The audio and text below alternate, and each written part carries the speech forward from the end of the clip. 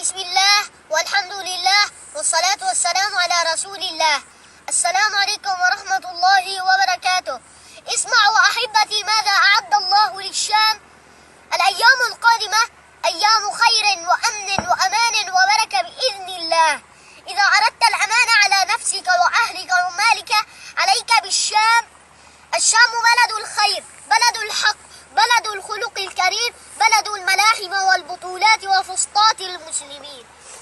قال عليه الصلاة والسلام: اللهم بارك لنا في شامنا ويمننا. وقال أيضا: إن الله تكفل لي بالشام وأهلها. نحن بالشام نعيش بفضل الله ثم بركة دعاء النبي صلى الله عليه وسلم. عن زيد بن ثابت قال رسول الله صلوات ربي وسلامه عليه: طوبى للشام، طوبى للشام.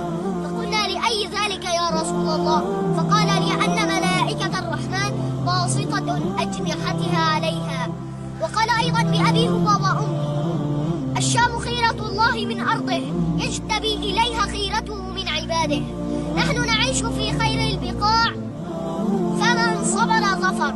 سيقوم الشام من كبوته حاملا رسالة الإسلام العظيم، ليسحق الروس والمجوس المعتدين، وينتصر على الروافض والنصيرية المجرمين، وما ذلك على الله بعزيز. قال عليه الصلاة والسلام: إذا فسد أهل الشام فلا خير فيكم، ولا تزال طائفة من أمتي منصورين لا يضرهم من خذلهم إلى يوم القيامة. اللهم إنا نشهدك أننا بالشام ماكثون، مرابطون محتسبون صابرون، فأنجز لنا وعدك بالنصر يا جبار يا قهار.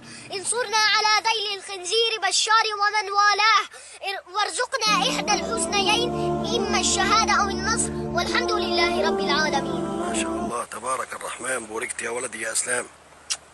شكرا أبي.